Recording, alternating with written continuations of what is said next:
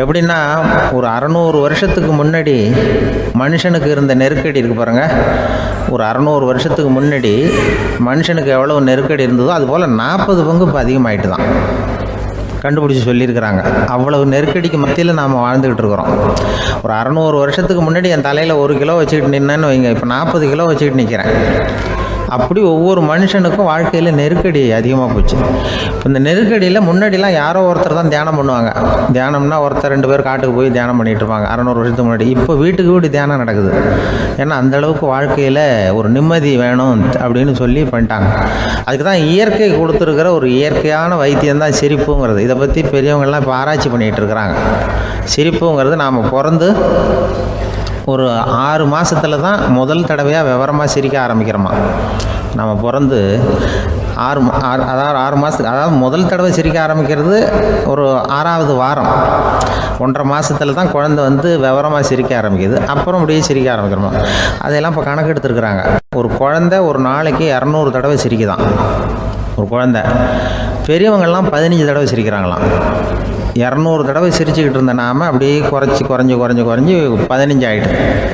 அதனால தான் இருதய நோயெல்லாம் வருது, ஹார்ட் அட்டாக்லாம் வருதுன்னு கண்டுபிடிச்சிருக்கிறாங்க. 200 சிரிப்புக்கு வந்து அது வந்து இயல்புத்தன்மை, மனுஷனுடைய இயல்புத்தன்மை சிரிக்கிறது. அதுக்கு ஜோக்கே தேவைப்படாது. ஆனால் இப்போ காலங்காலமாக நாம் என்ன போதிக்கப்பட்டு வந்திருக்கிறோம்னா, சிரிப்புங்கிறது ஒரு பாவமான செயல்.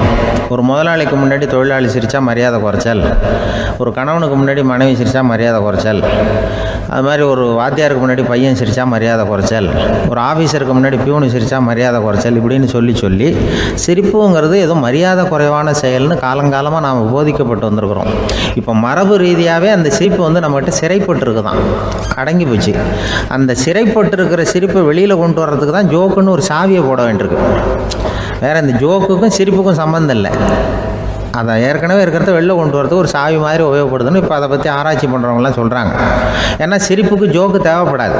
இப்போ ஒரு குழந்தை தொட்டிலில் படுத்துருக்குன்னு வைங்களேன், குழந்தை தொட்டிலில் இருக்குது, அது முகத்துக்கிட்ட போய் ஒரு கிளுகிழுப்பை ஆட்டுங்க சிரிக்கும். அந்த கிளுகிழுப்பை சத்தமே சிரிக்க வைக்கிறதுல அதுதான் மனுஷனுடைய இயல்புத்தன்மை. அது என்ன ஜோக்காது? சத்தம். ஒரு கிளுகிழுப்பையை கொண்டு போய் குழந்தை முகத்துக்கிட்ட ஆட்டினா சிரிக்குதே, அதுதான் இயல்புத்தன்மை. அதே கிளுகிழுப்பையை ஒரு தாத்தா மூஞ்சிக்கிட்ட ஆட்டுங்க, கோவம் வந்துடும், அடிக்க வருவார். என்னடா விளையாட்டு இது அப்படிம்பாரு. ஏன்னா அவர் சிரிச்சுக்கிட்டு இருந்தவர், அப்படி இருந்தவர் ஒரு காலத்தில். ஒரு கிளுகிழுப்புக்கு சிரித்தவர் ஒரு காலத்தில் இப்போ கோவப்படுறாருன்னா அந்த அளவுக்கு நம்ம மாறி போயிட்டே வந்துக்கிட்டு இருக்கிறோம். அதனால் வந்து அந்த இயல்புத்தன்மை மாறாமல் இருக்கணுங்கிறது ரொம்ப முக்கியம். அதுக்காக எல்லாரையும் குழந்தையாக்க முடியாது. மனுஷன் வந்து எல்லோரும் இனிமேல் வந்து வயசுங்கிறது கூட ஆகிட்டே தான் இருக்கும். அதுக்காக குறைச்சிக்கிட்டே போக முடியாது. அதுக்கு யாராவது மருந்து கண்டுபிடிச்சாதான் உண்டு. ஆனால் ஒருத்தர் மருந்து கண்டுபிடிச்சாராம், சொல்லுவாங்க. ஒரு டாக்டர் வந்து ஒரு மாத்திரை கண்டுபிடிச்சாராம். ஒரு மாத்திரை சாப்பிட்டா ஒரு வயசு குறையும், ஒரு மாத்திரை சாப்பிட்டா ஒரு வயசு குறையும் அப்படின்னு ஒரு மாத்திரையை கண்டுபிடிச்சிருக்காரு. ஒரு பாட்டி அம்மா, 90 வயசு பாட்டி, அது போயிருக்கு. அதே டாக்டர்கிட்ட போய், ஐயா எனக்கு ஒரு பாட்டில் மாத்திரை கொடுங்க, இந்த வயசு குறையிற மாத்திரை அப்படின்றது. அவர் ஒரு பாட்டில் கொடுத்தார் மாத்திரை. பாரும்மா பாட்டியம்மா, ஒரு மாத்திரை சாப்பிட்டா ஒரு வயசு குறையும், எடுத்துகிட்டு போகணும்னு கொடுத்துருக்காரு டாக்டர். அந்த 90 வயசு பாட்டி எடுத்துகிட்டு வீட்டுக்கு வந்துட்டு மறுநாள் அதே டாக்டர்கிட்ட போயிருக்கு. 30 வயசு பொண்ணாக போச்சான். 30 வயசு பொண்ணாக மாறி அதே டாக்டர்கிட்ட போயிருக்கு. இடுப்பில் ஒரு கை குழந்தை, அது சட்டை கிட்ட போடாமல் கட்டவரில் வாயில் வச்சுட்டு உட்காந்துருக்கு. நேராக டாக்டர்கிட்ட போய், டாக்டர் நேற்று வந்தேன், ஏதோ ஒரு மாத்திரை சாப்பிட்டா ஒரு வயசு குறையுன்னீங்க, நான் ஏதோ ஒரு ஆர்வத்தில் ஒரு 30-40 மாத்திரை சாப்பிட்டேன், இப்படி ஆகிட்டேன் அப்படின்னு. இப்போ டாக்டர் சொல்லியிருக்காரு, இதுக்கு ஏமா வருத்தப்படுற, எல்லோரும் வந்து வயசு குறையணும்னு தான் நினைக்கிறாங்க, உனக்கு வயசு குறைஞ்சிட்டுது, நீ சந்தோஷப்படு, இதுக்கே மறுபடியும் என்னிட்ட வந்திருக்கிற அப்படின்னாரான் டாக்டர். அப்போ அந்த அம்மா சொல்லித்தேன், அதை என்னை பற்றி பரவாயில்ல டாக்டர், என் இடுப்பில் பாருங்கள் கை குழந்தை, இது சட்டை போடாமல் உட்காந்துருக்கு, கட்டவரில் வாயில் வச்சுட்டு உட்காந்துருக்கு, இது ரொம்ப ஆர்வத்தில் ஒரு 70 மாத்திரையை சாப்பிட்டு விட்டுது, இது என் வீட்டுக்காரரு. இவர் வந்து இடுப்பை விட்டு கீழே இறங்க மாட்டேங்கிறாரு. நான் எதையாவது கொடுத்து இனிமேதான் வயசை கூட்டி இறக்கி விடுவேன் டாக்டர் அப்படின்னு தான். அவர் வந்து ஏதோ நமக்கும் இதுக்கும் சம்மந்தம் இல்லைங்கிறது மாதிரி கட்டாரில் வச்சுட்டு அவர் பாட்டு உட்காந்துருக்காரு. ஏதோ நமக்கு இந்த உலகமே இல்லை, நமக்கு சம்மந்தம் இல்லைங்கிற மாதிரி உட்காந்துருக்காரு. இப்படியே நான் தூக்கிட்டு எங்கே அலையிறது அப்படின்னு தான். அதனால் வயசை குறைக்கிறது இயற்கைக்கு விரோதமாக நாம் பண்ண முடியாது. ஆனால் இந்த இயல்பு தன்மை மாறாமல் வச்சுக்கலாம். குழந்தை மாதிரி மாற முடியாதே தவிர அந்த குழந்தை தன்மையோடு வாழறதுக்கு கற்றுக்கணும். அதுதான் வாழ்க்கையில் இன்பமாக வாழறதுக்கு வழி. குழந்தைத்தனமாக இருக்கக்கூடாது, குழந்தை தன்மையோடு இருக்கணும்னு சொல்லுவாங்க. குழந்தை தன்மைங்கிறது வேறு, குழந்தைத்தனம்ங்கிறது வேறு. அப்படி ஒரு மாத்திரை கண்டுபிடிச்சிட்டா இப்போ யாராவது ஒருத்தவங்க இடுப்பில் குழந்தைய தூக்கிட்டு போனால் போய் கேட்கணும், ஏம்மா இது ஏன் வீட்டுக்காரரா உன் குழந்தையா அப்படின்னு கேட்டு அதுக்கப்புறம் அவருக்கு வணக்கம் சொல்லணும். இப்படிலாம் ஆகிடும் நிலைமை. இயற்கையை நம்ம மாற்ற முடியாது, அதுக்கு தகுந்தாப்புல தான் நாம் பண்ணணும். குழந்தை தன்மையோடு வாழறதுக்கு குடும்பத்தில் குழந்தை தன்மைங்கிறது எப்படின்னா, இப்போ ஒரு சில பேருக்கு அந்த குழந்தைத்தன்மை உண்டு.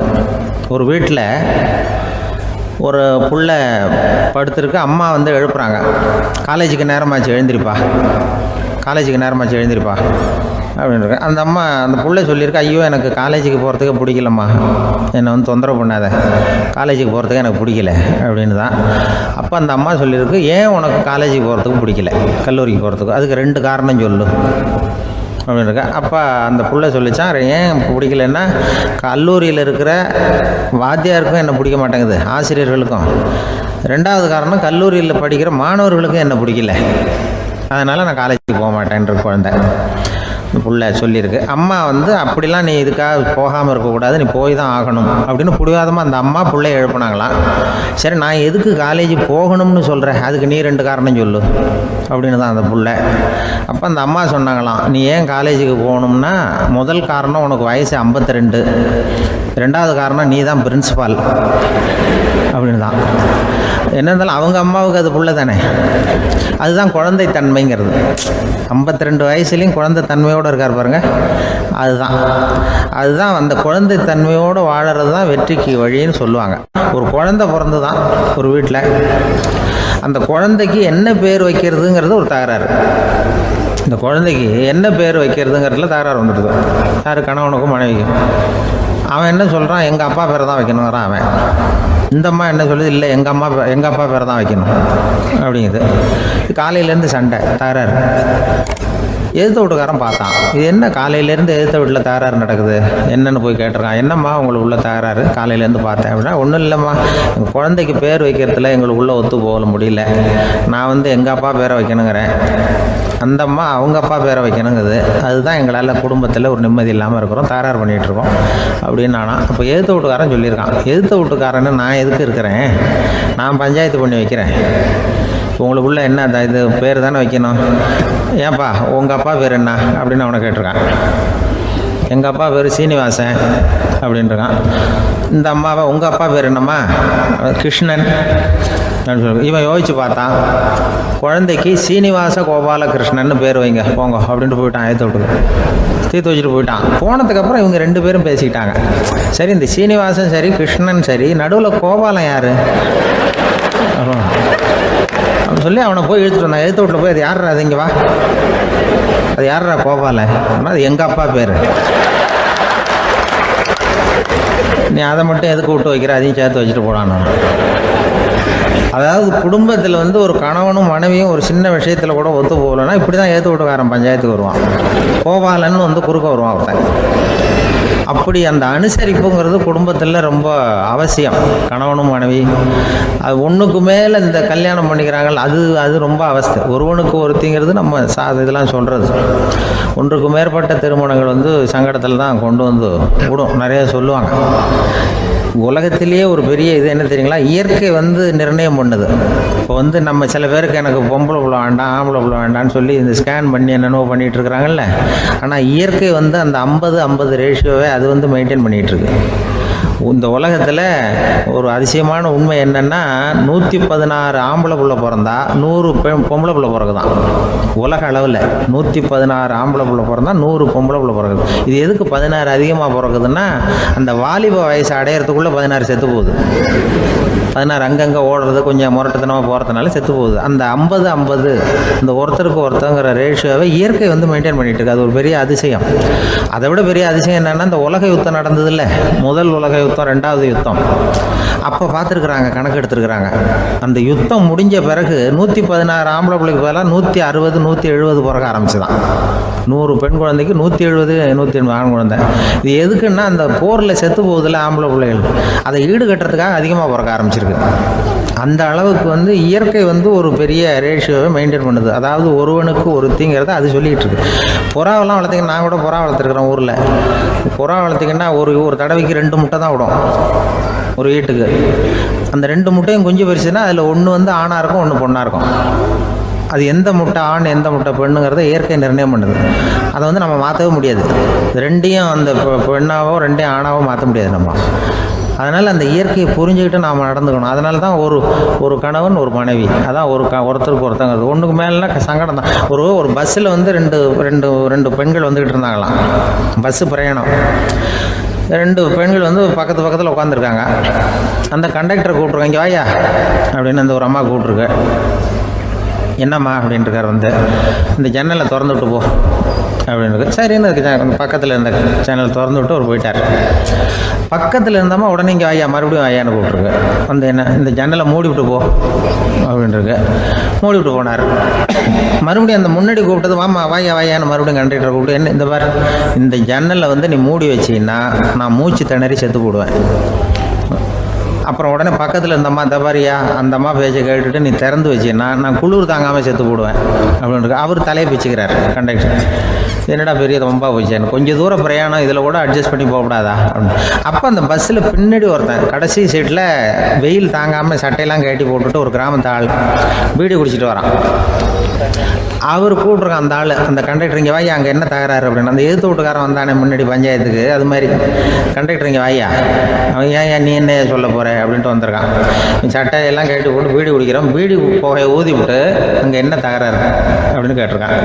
ஒன்றும் இல்லையா, அந்த அம்மா ஜன்னலை திறந்தா செத்து போவேங்கிறது, இந்த அம்மா ஜன்னலை மூடுனா செத்து போவேங்கிறது, நான் என்னையா பண்ணுறது ஒரு ஆள், இதுக்கு ஏன் கவலைப்படுறேன், நான் சொல்கிறத கேள், நான் தீர்த்து வைக்கிறேன் பிரச்சனையை அப்படின்னு சொல்லிவிட்டு பீடியை எடுத்துக்கிட்டு புகையை ஊதிவிட்டு சொன்னானா, கொஞ்ச நேரம் அந்த ஜன்னலை மூடி வை, அந்த அம்மா செத்து போவோம்,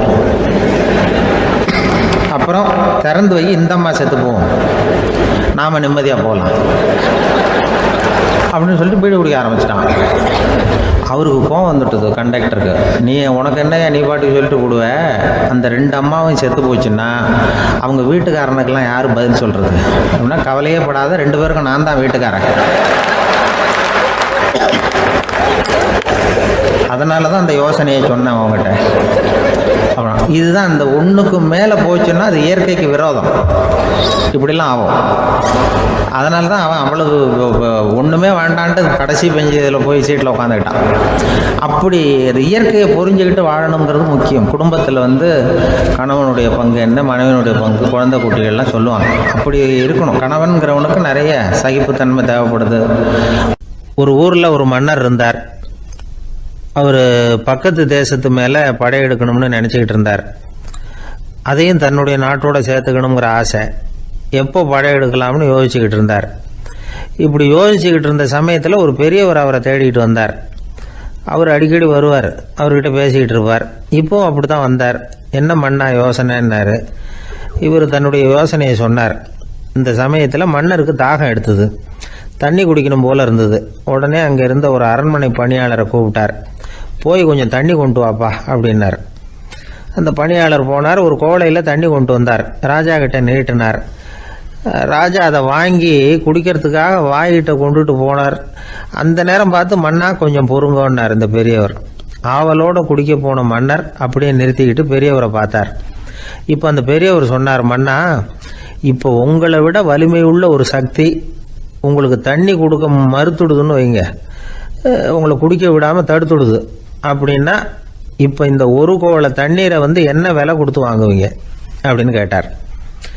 இப்போ எனக்கு இருக்கிற தாகத்துக்கு என்னுடைய அரசாங்கத்தில் பாதியையாவது கொடுத்து இந்த தண்ணியை வாங்கிறதுக்கு தயங்க மாட்டேன்னார் அவர். சரி, இப்போ அந்த தண்ணியை குடிங்கன்னார் பெரியவர். மன்னர் ஆவலோடு அந்த தண்ணியை குடித்து முடித்தார். அதுக்கப்புறம் கொஞ்ச நேரம் தன்னுடைய படையெடுப்பை பற்றி சொல்லிக்கிட்டு இருந்தார். கொஞ்ச நேரம் கழித்து மறுபடியும் இந்த பெரியவர் கேட்டார், மன்னா, இப்போ நீங்கள் ஒரு கோவலை தண்ணீரை குடித்து முடிச்சுட்டீங்க. இப்போ அந்த தண்ணீர் உங்கள் உடம்பை விட்டு வெளியில் வரக்கூடிய பாதை அடைபட்டு போச்சு அப்படின்னு வச்சுங்க, அதை வெளியேற்றுவதற்காக நீங்கள் எவ்வளவு செலவழிப்பீங்க அப்படின்னு கேட்டார். மன்னர் யோசனை பண்ணார், அப்படி ஒரு நிலைமை ஏற்பட்டு போச்சுன்னா என்னுடைய அரசாங்கம் பூராவையும் அதுக்கு ஈடாக தர்றதுக்கு கூட தயங்க மாட்டேன்னார். இப்போ அந்த பெரியவர் சொன்னார், எந்த அரசாங்கத்தின் மதிப்பு ஒரு கோவள தண்ணீர் அளவுக்கு கூட இல்லையோ அந்த அரசாங்கத்தை அடையணுங்கிற பேராசையில் மனிதர்கள் தங்களுடைய சகோதரர்கள் கூடவே சண்டை போட்டுக்கிறாங்களே, அதில் ஏதாவது அர்த்தம் இருக்குதா அப்படின்னாராம். மன்னருக்கு இப்போ தான் அர்த்தம் புரிஞ்சுதான். மனசில் தெளிவு உண்டாச்சு. தன் மனசுக்குள்ளே உண்டான வெறியை விரட்டி அடிச்சு விட்டார். அதுக்கப்புறம் நிம்மதியாக ஆட்சி புரிஞ்சார். இப்படி ஒரு கதை. உயிருக்கு என்ன விலை கொஞ்சம் யோசனை பண்ணி பாருங்கள். ஆனால் அது இப்போ எவ்வளோ மலிவாக போயிட்டுது, அதையும் யோசனை பண்ணி பாருங்களேன். ஆசை பேராசையாக மாறுது, அப்புறம் அது வெறியாக ஆகுது, அதுக்கப்புறம் பைத்தியம் பிடிக்குது. இந்த காலத்து மனிதர்களுக்கு 2 விதமான பைத்தியம் பிடிச்சிருக்கிறதாக ஒரு பெரியவர் சொல்கிறார். ஒன்று பணம், இன்னொன்று அதிகாரம். இதெல்லாம் எவ்வளவு காலத்துக்கு நீடிக்கும்? ஒரு சர்வாதிகார நாட்டில் 3 பேர் ஜெயிலில் இருட்டு அறையில் பேசிக்கிட்டு இருக்கிறாங்க. நீ எப்படி இந்த ஜெயிலுக்கு வந்த அப்படின்னு ஒருத்தர் கேட்டாராம். இந்த நாட்டு ராஜாவை ஆதரித்து நான் பிரச்சாரம் பண்ணினேன், அதனால் கூட்டத்தில் தகராறு வந்துட்டுது, கலவரமாக போச்சு, அதுக்கு நான் தான் காரணம்னு அரெஸ்ட் பண்ணி இங்கே கொண்டாந்து போட்டாங்க அப்படின்னாராம் அவர். சரி, நீ எப்படி இங்கே வந்த அப்படின்னு இன்னொருத்தரை பார்த்து கேட்டிருக்கார்.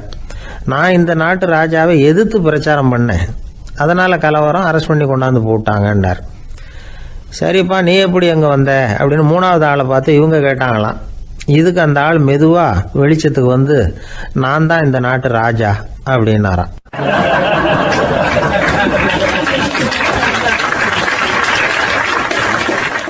ஒரு ஆள் அசையாமல் கிடக்கிறார். அவர் இருக்காரா போயிட்டாராங்கிறத எப்படி முடிவு பண்ணுறோம்? அவர் மூக்குக்கு முன்னாடி புறங்கையை வச்சு பார்க்குறோம், மூச்சு வருதா இல்லையா அப்படிங்கிறத கண்டுபிடிக்கிறதுக்காக. மூச்சுங்கிறது அவ்வளவு முக்கியமான ஒரு விஷயம். சுவாசம் இல்லைன்னா எதுவுமே இல்லை. நம்ம பூமி இருக்க அது கூட சுவாசிக்குதுங்கிறத சோவியத் விஞ்ஞானிகள் கண்டுபிடிச்சிருக்கிறாங்க.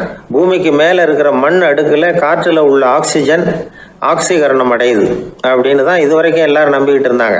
ஆனால் இப்போ என்ன கண்டுபிடிச்சிருக்கிறாங்கன்னா, அந்த ஆக்சிஜன் பூமிக்குள்ளே 1 கிலோமீட்டர் ஆழம் வரைக்கும் ஊடுருவி போகுதான். பூமிக்குள்ளே 2 பக்கமும் பல கிலோமீட்டர் வரைக்கும் பரவுதான். பூமிக்குள்ளே இருக்கிற நீர்நிலை அடுக்குகள் தான் நுரையீரல் செய்கிற வேலையை செய்யுதான். நம்ம உடம்புல நுரையீரல் இல்லைன்னா ஒன்றும் நடக்காது. ஒரு மரத்தை தலைகீழாக தொங்க போட்டால் எப்படி இருக்கும் அப்படி யோசிச்சு பாருங்க. அப்படி தான் இதுவும் நுரையீரலும் அப்படி தான் இருக்கும். வலது பக்கம் ஒன்று, இடது பக்கம் ஒன்று. வலது பக்கம் நுரையீரல் கொஞ்சம் பெருசாக இருக்கும், நுட்பமான நரம்பு குழாய்கள் அதில் இருக்கும். கோடிக்கணக்கான நுண்ணிய குழாய்களை வச்சுக்கிட்டு தான் அது வேலை செய்யுது. 25 கோடி குழாய்கள் இருக்கும். அதை அப்படியே முழுசாக பிரித்து பரப்புனா ஒரு டென்னிஸ் கோர்ட்டில் பாதி பரப்பளவு இருக்குமா. நுரையீரல் நிறம் கருஞ்சிவப்பு தான். புகை அதிகமாக உள்ளே போச்சுன்னா அது கருப்பாயிடுது.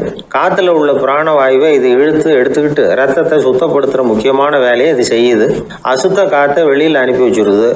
ஒருத்தர் வேகமாக ஓடி வர்றார், அவருக்கு மூச்சு இறைக்கும். பயங்கரமாக எதையாவது பார்த்து விடுறார், உடனே மூர்ச்சி ஆகிடுவார். இது மாதிரி சமயங்களில் வேற எந்த தூண்டுதலும் இல்லாமல் நுரையீரல் தானாகவே இயங்கும். இப்படி ஒரு அவசியம் ஏற்படுறப்போ இயக்கத்தை தூண்டி விடுற முக்கியமான இணைப்பு மூளைக்கு கீழே முதுகு எலும்புக்கு மேற்பகுதியில் இருக்குது. அது உடனே சுவாசத்துக்கு அவசர உதவியை கொடுக்குது. இப்போ ஒருத்தர் பேசாமல் உட்காந்துருக்கார். இந்த சமயத்தில் அவருக்கு 1 பங்கு காற்று தேவைப்படுதுன்னு வச்சுக்கோங்க. அவர் எழுந்திரிச்சு நடக்கும் பொழுது 1.5 மடங்கு தேவைப்படும். ஓடினார்னா 3 மடங்கு தேவைப்படும். படுத்திருக்கிறப்ப 1/2 மடங்கு தான் தேவைப்படும். இதுக்கு நிமிஷத்துக்கு 16 தடவை மூச்சு விட்டாகணும். இப்படி சாதாரணமாக உள்ளே இழுக்கிற காற்று கொஞ்சம்தான் இருந்தாலும் இது மாதிரி 8 மடங்கு காற்றை உள்ளே இழுத்து வச்சுக்கிற சாமர்த்தியம் நுரையீரலுக்கு இருக்குதான். தண்ணி, நுண்கிருமிகள், ரசாயன பொருள் இப்படி எது உள்ளே போனாலும் நுரையீரல் சமாளிச்சுக்கும். 30 வருஷமாக விடாத புகை பிடிக்கிறவர் தொடர்ந்து உள்ளே அனுப்பி வைக்கிற புகையை கூட சமாளிக்குதுன்னா பார்த்துங்களேன். உள்ளே போகிற புகை நுட்பமான சுவாச முடிச்சுகளை அழிச்சு விடுது. கறி புகை அது மேலே படிஞ்சு உபயோகம் இல்லாமல் பண்ணிவிடுது. ஆனாலும் தேவைக்கு அதிகமாக 8 மடங்கு கூடுதலாக சுவாச முடிச்சுகள் நம்ம உடம்புக்குள்ளே இருக்கிறதுனால சமாளிக்க முடியுது. சமாளிக்க முடியலன்னா சில சமயம் மூச்சு திணறும். அதை ஒரு எச்சரிக்கையாக எடுத்துக்கிட்டு புகை பிடிக்கிற பழக்கத்தை விட்டுடணும். அதுதான் நல்லது. ஆனால் அப்படி யார் விடுறது? இணை பிரியாத 2 நண்பர்கள் இருந்தாங்களாம். 2 பேரும் விடாமல் சிகரெட் குடிக்கிறவங்க. அதில் ஒருத்தன் செத்து போட்டான். இன்னொருத்தன் அதுக்கப்புறம் 2 சிகரெட்டாக குடிக்க ஆரம்பித்தானா. ஏன் இப்படி பண்ணுறேன்னு கேட்டிருக்காங்க.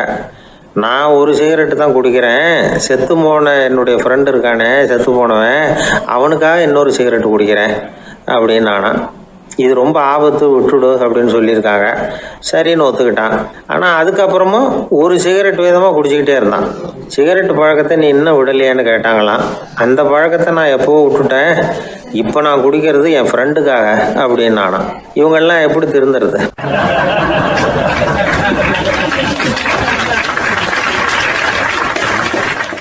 இந்த உலகத்தில் எத்தனை வகையான மனிதர்கள் இருக்கிறாங்க? ஒவ்வொரு மனிதனுமே ஒவ்வொரு வகை அப்படிங்கிறாங்க விஞ்ஞானிகள். மனிதர்களை 3 வகையாக பிரிக்கலாம் அப்படின்னு சொல்கிறாங்க மெய்ஞானிகள். இவங்களை பற்றிலாம் ஏற்கனவே நாம் பேசியிருக்கிறோம். இப்போ டாக்டர் எட்வர்டு பேட்ச் அப்படிங்கிற நிபுணர் என்ன சொல்கிறார் தெரியுமா? மனிதர்களை 7 வகையாக பிரிக்கலாம்ங்கிறார். மனிதர்களின் மனநிலை அடிப்படையில் அவங்களை 7 விதமாக வகைப்படுத்துகிறார் அவர். சரி, அது என்ன 7 வகை? முதல் வகை என்னன்னா பயந்த குணம் உள்ளவங்க. சார் ரொம்ப பயந்த சுபாவம், வீட்டில் கூட வாயை திறக்க மாட்டார், சாப்பிட போகிறப்ப மட்டும்தான் கொஞ்சம் வாயை திறப்பார், அப்புறம் மூடிக்குவார் அப்படின்னு சில பேரை பற்றி நாம் பேசிக்கிறது உண்டு. இவங்கெல்லாம் இந்த வகை, அதாவது பயந்த குணம் உள்ளவர்கள் அப்படிங்கிற முதல் வகை. சரி, 2வது வகை என்னன்னா சஞ்சலப்படுகிறவர்கள். எதுக்கு எடுத்தாலும் கலக்கம், குழப்பம், இப்படியே காலம் தள்ளிட்டு இருப்பாங்க. பல பேர் பார்த்துருப்பீங்க. அவங்கெல்லாம் இந்த வகை. 3வது வகை என்னன்னா யதார்த்த உலகை மறந்து கற்பனை உலகத்திலேயே மிதக்கிறவங்க. இளைஞர்கள், கவிஞர்கள், இப்படி பல பேர் இருக்கிறாங்க. எப்போ பார்த்தாலும் கற்பனை உலகத்திலேயே மிதந்துக்கிட்டு இருப்பாங்க. கிட்டத்தில் போய் என்னங்க ஒரு மாதிரியாக இருக்கிறீங்க அப்படின்னு கேட்டு பாருங்க, அவங்களெல்லாம் ஏதோ ஒரு அற்ப புழுவை பார்க்குறது மாதிரி அவங்கள பார்ப்பாங்க. அதுவும் அந்த வானத்து நிலாவை பாருங்கள், அது என்னை வா வான்னு கூப்பிடுது, எனக்கு சீக்கிரத்தில் ஒரு நாள் சிறகுகள் முளைக்கும், சிறகடித்து வானத்தில் பறந்து போவேன், அந்த செல்ல நிலாவை கொஞ்சிவிட்டு வருவேன், இப்படிலாம் பேசிகிட்டு இருப்பாங்க. கொஞ்சிறது அப்புறம் இருக்கட்டும், இப்போ கஞ்சிக்கு வழியே பாருப்பா அப்படின்னா அதை காதில் வாங்க மாட்டாங்க. நாம் ஏதோ இந்த உலகத்தை அனுபவிக்க தெரியாதவர்கள் மாதிரி நம்மளை அவங்க கவனிப்பாங்க. இப்படி ஒரு ரகம். 4வது வகை மனிதர்கள் எப்படின்னா, இவங்க தனிமை உணர்வு மிக்கவர்கள். இவங்க மற்றவங்களோட இயல்பாக நெருங்கி பழகிறதில்ல, தான் உண்டு தன்னுடைய வேலை உண்டுன்னு இருந்துட்டு போகிறவங்க. அடுத்த வீட்டில் இருக்கிறவர் யார் அப்படின்னு கேட்டால் கூட அடுத்த வீடுன்னு ஒன்று இருக்கா அப்படிங்கிறது மாதிரி நம்ம முகத்தை பார்ப்பாங்க. அவங்ககிட்ட மேற்கொண்டு நாம் என்னத்தை பேச முடியும்? இப்படி ஒரு வகை. 5வது வகை மனிதர்கள் எப்படின்னா, இவங்க மற்றவங்க செல்வாக்குக்கு உட்பட மறுப்பவர்கள். அடுத்தவங்களோட செல்வாக்குக்கு இவங்க ஆட்படுறதில்ல. நான் யார் தெரியுமான்னு கேட்டால் அதை தெரிஞ்சுட்டு எனக்கு என்ன ஆக போகுதும்பாங்க. இவங்கெல்லாம் அந்த ரகம். 6வது வகை மனிதர்கள் எப்பவும் எதுலேயும் பற்று இல்லாமல் இருக்கிறவங்க. இது ஒரு துறவு மனப்பான்மை. இயல்பாகவே சில பேர் இப்படி உண்டு, அவங்களுக்கு எதுலேயும் ஒரு ஈடுபாடு இருக்காது. அப்படிப்பட்டவங்கெல்லாம் 6வது வகை. 7வது வகை மனிதர்கள் மற்றவங்க கவலையை தன்னுடையதாக ஆக்கிக்கிட்டு கவலைப்படுறவங்க. இவங்கெல்லாம் மகாத்மாக்கள். தாம் வேறு அடுத்தவங்க வேறு அப்படிங்கிற எண்ணம் இவங்களுக்கு வர்றதில்லை. அதனால் அடுத்தவங்களுக்கு ஒரு துன்பம் வந்ததுன்னா இவங்களால சும்மா இருக்க முடியறதில்ல. ஆக கூடி இப்படி 7 விதமான மனிதர்களை அடையாளம் காட்டுறார் அந்த நிபுணர். இதில் நாம் எந்த வகையில் வர்றோம் அப்படிங்கிறத நாம் தான் அடையாளம் கண்டுபிடிக்கணும். எனக்கு தெரிஞ்ச ஒரு மனிதர் உண்டு. அவர் ஒரு வித்தியாசமான வகை. எதையும் நடைமுறை சாத்தியமாக சிந்திக்கிறவர். எப்பவும் அடுத்தவங்களும் நல்லா இருக்கணும், நாமும் நல்லா இருக்கணும் அப்படின்னு ஆசைப்படுறவர். அவருக்கு ஒரு சமயம் திடீர்னு உடம்பு சுகம் இல்லாமல் போயிட்டுது. டாக்டர்கிட்ட போனார், பணம் கொடுத்தார், வைத்தியம் பார்த்துக்கிட்டார். அவர் எழுதி கொடுத்த மருந்து சீட்டை வாங்கினார். ஒரு மருந்து கடைக்கு போனார், பணம் கொடுத்தார், மருந்து வாங்கினார். அதை எடுத்துகிட்டு வீட்டுக்கு வந்தார். அதுக்கப்புறம் அந்த மருந்து அவர் சாப்பிடணும்ல, சாப்பிடவே இல்லை, அப்படியே சும்மா வச்சுட்டார். அவரை பார்த்து கேட்டேன், ஏன் சார் இப்படி பண்ணுறீங்க? வீண் செலவு தானே இது, நீங்கள் ஏன் டாக்டர்கிட்ட போய் பணம் செலவு பண்ணினீங்கன்னு கேட்டேன். அவர் சொன்னார், டாக்டர் வாழணும் இல்லையா, அதனால தான் அப்படின்னார். சரி, அப்புறம் ஏன் மருந்து வாங்கினீங்க அப்படின்னு கேட்டேன். மருந்து கடைக்காரர் வாழணும் இல்லையா, அதனால தான் அப்படின்னார். சரி, அப்புறம் ஏன் வாங்கின மருந்து சாப்பிடாம வச்சுட்டீங்க அப்படின்னதுக்கு, நான் வாழணும் இல்லையா அதனால தான் அப்படின்னார். இவர் வாழ்க்கையை புரிஞ்சுக்கிட்டவர். இப்படி வாழ்க்கையை புரிந்து கொண்டு வாழ தெரிஞ்சுக்கணும். எந்த வகை மனிதர் நாம் அப்படிங்கிறத புரிஞ்சுக்கிட்டு வாழ்ந்தோம்னா வாழ்க்கையில் வெற்றி நிச்சயம்.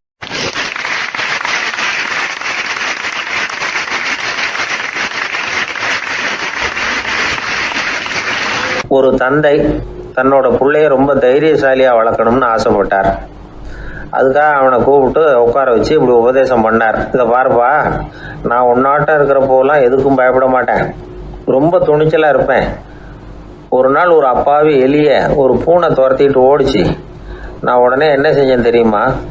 அந்த பூனையை பிடிச்சேன், அது வாலில் ஒரு பட்டாசு சரத்தை கட்டினேன், கொளுத்தி விட்டேன், படபடன்னு வெடிக்க ஆரம்பிச்சுட்டு அது துள்ளிக்கிட்டு அங்கேயும் இங்கேயும் ஓடி இருக்கு பாரு ஓட்டம், ரொம்ப தமாஷு அப்படின்னார் அப்பா. இப்படி சொல்லிவிட்டு பையனை பார்த்து, இதை கேட்கறதுக்கு உனக்கும் துணிச்சல் வருதா, நான் என்னுடைய செயலை நீ கேட்குறப்போ உனக்கு துணிச்சல் வருதா அப்படின்னு கேட்டார். வருதுன்னா பையன்.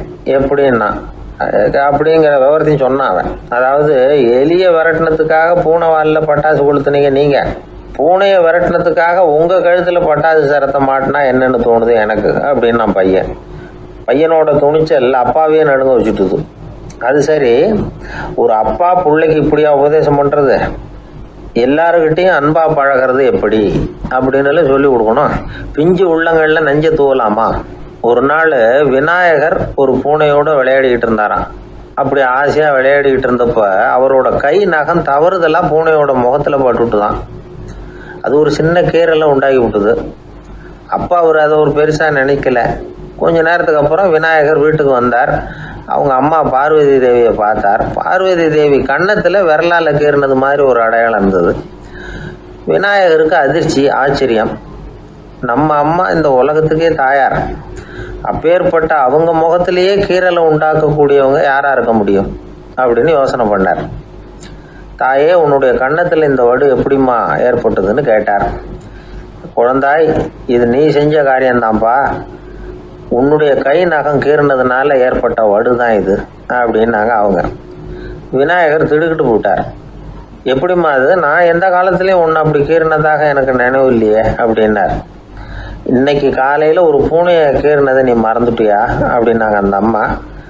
விநாயகர் திகைச்சு போய் நின்னார். பார்வதி தேவி சொன்னாங்க, இதை பாருப்பா, இந்த உலகத்தில் இருக்கக்கூடிய எல்லா உயிர்கள்லேயும் நான் இருக்கிறேன், நான் தான் இந்த உலகமாக ஆகியிருக்கிறேன்.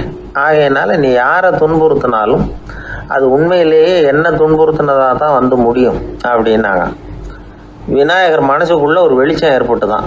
அதுக்கப்புறம் அவர் யாரையுமே கல்யாணம் பண்ணிக்காததுக்கு அதுதான் காரணமா.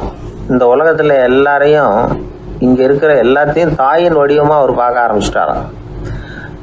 குருதேவர் ராமகிருஷ்ணர் இந்த கதையை எடுத்து சொல்லியிருக்கிறார். நபிகள் நாயகம் ஒரு தடவை ஒரு நாற்காலியில் உட்காந்து என்னமோ யோசனை பண்ணிட்டு இருந்திருக்கிறார். அப்போ அவரோட உடையில ஒரு கீழ்ப்பகுதி தரையில் படிஞ்சு கிடந்திருக்குது. அங்கே விளையாடிக்கிட்டு இருந்த ஒரு பூனை அது மேலே வந்து படுத்து தூங்கி போயிடுச்சு. தொழுகை செய்ய வேண்டிய நேரம் வந்துட்டது. நபிகள் நாயகம் எழுந்திருக்க பார்த்தார். அப்போ தான் பூனை தன்னோட உடை மேலே படுத்து தூங்கிட்டு இருக்கிறது கண்ணில் படுது. பூனையோட தூக்கத்தை கலைக்க விரும்பல அவர். தன்னுடைய சகோதரியை கூப்பிட்டார், ஒரு கத்திரிக்கோள் எடுத்துகிட்டு வர சொன்னார்.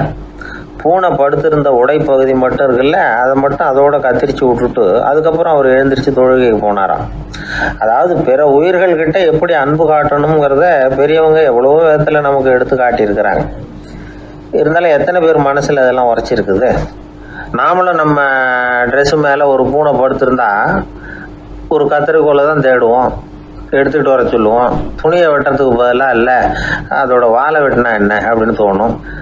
ஒரு ஆள் ரொம்ப பிரியமாக ஒரு பூனையை ஆற்றுல குளிப்பாட்டிக்கிட்டு இருந்தானா. எப்படி? அந்த பூனையை ஆற்று தண்ணியில் அமுக்கி அமுக்கி குளிப்பாட்டிக்கிட்டு இருக்கிறான். அந்த வழியாக போன பெரியவர் ஒருத்தர் இதை பார்த்தார். இதை பார்ப்பா, பூனையை அது மாதிரி ஆற்று தண்ணியில் அமுக்கி குளிப்பாட்டாத, மூச்சு திணறி செத்து போடும் அப்படின்னு அட்வைஸ் பண்ணார். நீ போய் அவன் வேலையை பார்த்துக்கிட்டு, எனக்கு எல்லாம் தெரியும்னா இவன். சரின்னு அவர் போயிட்டார். கொஞ்ச நேரம் கழித்து அவரே அந்த வழியாக திரும்பி வந்துக்கிட்டு இருந்தார். ஆற்றுல பூனையை குளிப்பாட்டிக்கிட்டு இருந்தவன் அழுதுகிட்டு உட்காந்துருக்கிறான். பக்கத்தில் அந்த பூனை செத்து கிடக்குது. இதை பார்த்தார் பெரியவர். நான் தான் அப்போவே சொன்னேனே அந்த பூனையை ஆற்றுல நினைக்காதேன்னு, அதை கேட்டிருந்தா இப்படி ஆயிருக்குமா அப்படின்னார்.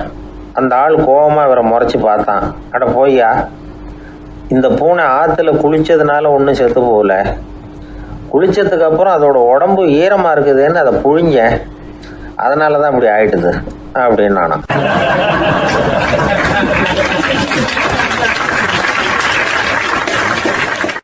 அந்த காலத்தில் அண்ணாமலை ரெட்டியார்னு ஒருத்தர் இருந்தார். அவர் வெங்கனூர் அப்படிங்கிற கிராமத்தில் இருந்தார். அங்கேருந்து விருத்தாசலம் கோவிலுக்கு தவறாமல் போயிட்டு வந்துக்கிட்டு இருந்தார். இடையில வெள்ளாறு, அதில் ஒரு சமயம் வெள்ளம் வந்துட்டுது. இவரால் போக முடியல. அதோட விளைவு வெங்கனூர்லேயே ஒரு கோவில் கட்டணும் அப்படின்னு முடிவு பண்ணார், சிவாலயம். அந்த சமயத்தில் வடநாட்டில் பஞ்சம். அதனால் அங்கே இருந்த பல சிற்பிகள் தென்னாட்டை நோக்கி வர ஆரம்பித்தாங்க. அவங்க வெங்கனூர் வழியாக வர்றது தெரிஞ்சதும் இவர் போய் பார்த்தார். இங்கே ஒரு கோவில் கட்டணும், அதுக்கு நீங்கள் உதவணும்னார். பஞ்ச காலத்தில் இப்படி ஒரு வாய்ப்பு கிடைச்சதில் அவங்களுக்கும் ரொம்ப மகிழ்ச்சி. உற்சாகத்தோடு ஒத்துக்கிட்டாங்க.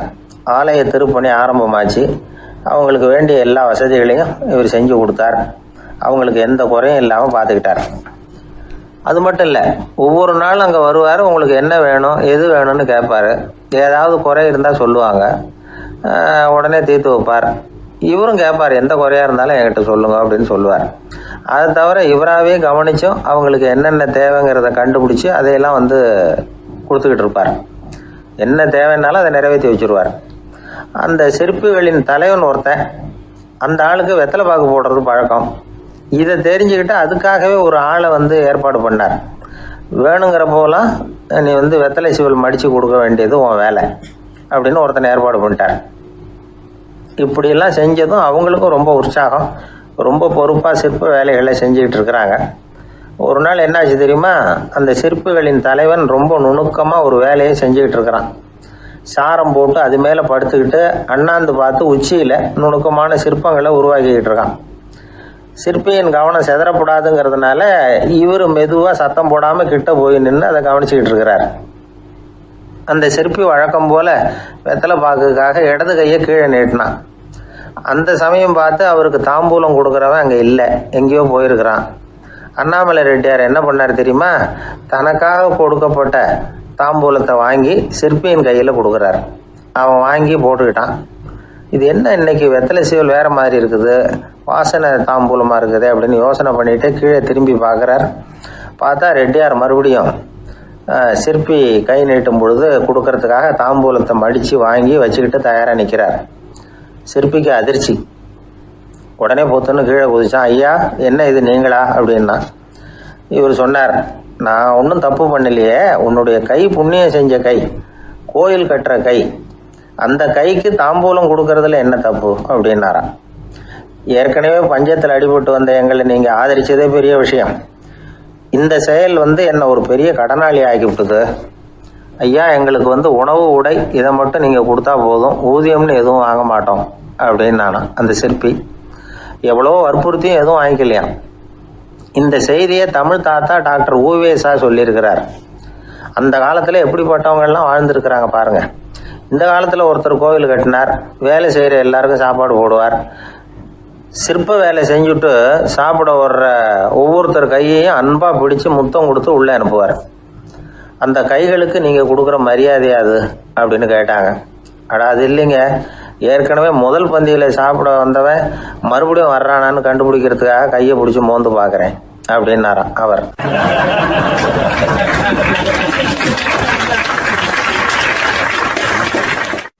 அந்த மரத்தின் உச்சியில் ஒரு பறவை கூடு, ஏதோ ஒரு பறவை கூடு கட்டியிருந்தது. அது என்ன பறவைன்னா ராஜாளி. ஒரு குரங்கு அந்த மரத்து கிளையில தாவி தாவி குதிச்சுக்கிட்டு இருந்தது. அப்போ இந்த கூட்டில் இருந்த முட்டை அது கண்ணில் போட்டுவிட்டுது. அதுக்கப்புறம் அது சும்மா இருக்குமா? விளையாட்டாக ஒரு முட்டையை எடுத்தது, மரத்தை விட்டு கீழே இறங்கிச்சு. கீழே ஒரு குப்பை மேட்டில் ஒரு கோழி சில முட்டைகளை அது பாட்டுக்கு இட்டு வச்சிருந்தது. குரங்கு தன் கையில் இருந்த ராஜாளி பறவையோட முட்டையை அந்த கோழி முட்டைகளோட சேர்த்து போட்டுட்டு போயிட்டுது. கோழி பார்த்தது, அதுக்கு ஒன்றும் வித்தியாசம் புரியல. தன்னுடைய முட்டைகளோடு சேர்த்து அந்த ராஜாளி முட்டையையும் சேர்த்து அடைகாத்துது. கொஞ்ச நாளில் குஞ்சுகள்லாம் பொரிச்சுது, எல்லாம் முட்டை விட்டு வெளியில் வந்தது. ராஜாளி பறவையோட குஞ்சு அந்த கோழி குஞ்சுகளோடவே சேர்ந்து வளர்ந்தது. மற்ற கோழி குஞ்சுகள் போலவே இதுவும் குப்பையை கிளறிச்சு புழு பூச்சிகளை சாப்பிட்டுது. காக்கைகள் தாக்கிறதுக்கு வந்ததுன்னா மற்ற கோழி குஞ்சுகள் மாதிரியே இதுவும் பயந்து போய் தாய் கோழியின் சிறகுகளுக்கு உள்ளே ஒளிஞ்சிக்கும். இப்படியே கொஞ்ச காலம் போச்சு. குஞ்சுகள்லாம் வளர்ந்து பெருசாகிட்டுது. சிலது சேவல்களாச்சு, சிலது கோழிகளாச்சு. அந்த ஒன்று மட்டும் ராஜாளி ஆச்சு. ஆனால் ஒரு விஷயம், தான் ஒரு ராஜாளிங்கிறது அந்த பறவைக்கு தெரியாது. தன்னையும் ஒரு கோழின்னே அது நினச்சிக்கிட்டு இருக்கு. அப்படி நினச்சிக்கிட்டு குப்பை மேட்டை கிளறிக்கிட்டு இருக்கு. ஒரு நாள் சாயந்தர நேரம் இந்த ராஜாளி பறவை கீழே அது பாட்டுக்கு வழக்கம் போல குப்பையை கிளறிக்கிட்டு இருக்குது. அப்போ அண்ணாந்து பார்க்குது. வானத்தில் உயரத்தில் கூட்டமாக ராஜாளி பறவைகள் உல்லாசமாக வட்டம் அடித்து பறந்துக்கிட்டு இருக்கு. அதை இது பார்க்குது. இதுக்கு மனசுக்குள்ளே ஏக்கமாக போச்சான். அப்போது இதுக்கு ஆண்டவன் பேரில் கோபம் வந்துதான். ஆண்டவனுக்கு என் பேரில் ஏன் இந்த ஓர வஞ்சனை?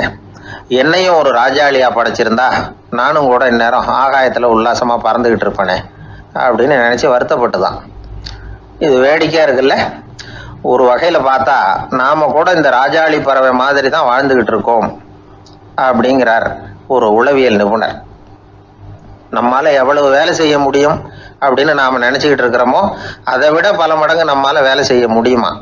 பல மடங்கு வேகமாகவும் வேலை செய்ய முடியும் அப்படிங்கிறார் அவர்.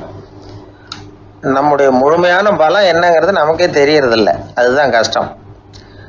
நம்முடைய பலம் தெரியாததுனால தான் நாம் எதுக்கு எடுத்தாலும் பயந்துக்கிட்டு இருக்கிறோம். ஒரு ஆள் இருந்தான். அவனுக்கு எப்படின்னா கோழியை கண்டா பயப்படுவான். ஏன் கோழியை கண்டா பயம்னா, அவனுக்கு மனசுக்குள்ள தான் ஒரு புழுன்னு நினைப்பு. தன்னை ஒரு புழுவாக நினைக்கும் பொழுது, புழுன்னா கோழி வந்து கொத்தும்ல, அதனால கோழியை கண்டு பயப்பட ஆரம்பிச்சிட்டான். இவன் நடுங்கிடுவான். எதிரில் கோழி வந்ததுன்னா உடம்பு பூரா நடுங்க ஆரம்பிச்சிடும். வீட்டில் இருக்கிறவங்க பார்த்தாங்க. இவனை அழைச்சிட்டு போய் ஒரு மனநோய் மருத்துவமனையில் சேர்த்துட்டாங்க. அங்கே உள்ள டாக்டர் இவருக்கு சிகிச்சையெல்லாம் கொடுத்தார். ஒரு வாரம் இவனை தங்க வச்சு வேண்டிய சிகிச்சையெல்லாம் கொடுத்து மன ரீதியாக அவனை மாற்றி, சரி இனிமேல் நீ வீட்டுக்கு போகலாம்னு சொல்லி அனுப்பி வச்சார். வீட்டுக்கு புறப்பட்டான். அப்போ சொன்னார், இதை பாருப்பா, நீ வீட்டுக்கு போகலாம், நேராக வீட்டுக்கு போ, நல்லா ஞாபகம் வச்சுக்கோ, இனிமே வந்து நீ ஒரு புழு கிடையாது, மனுஷன், தைரியமாக புறப்படு, போயிட்டு வா அப்படின்னு சொல்லி வழி அனுப்பி வச்சார். சரிங்க டாக்டர்னு சொல்லிவிட்டு இவன் புறப்பட்டு போனான். பாதி வழி போயிருப்பான். லேசாக நிமிர்ந்து பார்க்குறான். எதிரில் ஒரு கோழி வந்துக்கிட்டு இருக்கு. அது பாட்டுக்கு சாதாரணமாக நடந்து வந்துக்கிட்டு இருந்தது. அவ்வளவுதான். இவன் உடம்பு கிடுகிடுன்னு ஆட ஆரம்பிச்சுட்டுது. திரும்பி ஓடி வந்துட்டான். டாக்டர் கேட்டார், ஏன்ப்பா திரும்பி ஓடி வந்துட்டேன்னு. பாதி தூரம் போயிட்டேன் டாக்டர், எதிரில் ஒரு கோழி வந்துக்கிட்டு இருக்குது, அதான் பயமாக இருந்தது, வந்துட்டேன்னா. டாக்டருக்கு ஒரு மாதிரி ஆகிடுது. அவர் சொன்னார், இதை பாருப்பா, நான் தான் சொன்னேனே, நீ ஒரு புழு இல்லை, மனுஷன். இனிமேல் நீ புழு கிடையாது, நீ ஒரு மனுஷன். நீ ஒரு புழு இல்லைங்கிறது இன்னமும் உனக்கு புரியலையா அப்படின்னார் டாக்டர். நான் புழு இல்லைங்கிறது எனக்கு தெரிஞ்சுட்டுது டாக்டர், இது அந்த கோழிக்கு தெரியுமான்னு தெரியலையே அப்படின்னா. இவெல்லாம் எந்த காலத்தில் மாறுறது? அதனால் வாழ்க்கையில் வெற்றி பெறணும் அப்படின்னு நினைக்கிறவங்க யாராக இருந்தாலும் தன்னுடைய பலம் என்ன அப்படிங்கிறத முதல்ல புரிஞ்சுக்கணும். தன்னுடைய சக்தியை புரிஞ்சுக்கிட்டவன் வெற்றி பெறுவது நிச்சயம்.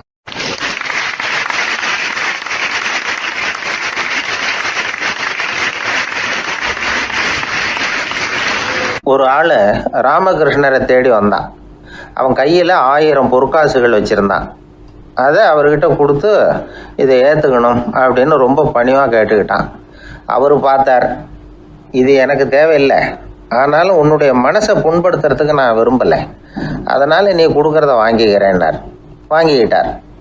அப்புறம் கேட்டார், இதை பாரு, இனிமேல் இதெல்லாம் என்னுடைய இது தானே அப்படின்னார். ஆமாம், அதையெல்லாம் நான் உங்களுக்கே கொடுத்துட்டேன். அவன், சரி, இப்போ நீ எனக்காக ஒரு காரியம் பண்ணணும்னார். என்ன செய்யணும்னு சொல்லுங்கன்னா, இந்த நாணயங்களையெல்லாம் எடுத்துக்கிட்டு போய் கங்கை நதியில் எரிஞ்சுட்டு வா அப்படின்னார். இவனுக்கு அதிர்ச்சியாக போச்சு. என்ன பண்ணுறது? இனிமேல் அது முடியாதுன்னு சொல்ல முடியாது. ஏன்னா அந்த நாணயங்களையெல்லாம் அவருக்கே கொடுத்துட்டான். இனிமேல் அதெல்லாம் இவனுடையது இல்லை. பேசாமல் அவ்வளவே அள்ளிக்கிட்டு ஆத்தங்கரைக்கு போனான். போனவன் ரொம்ப நேரம் திரும்பியே வரல.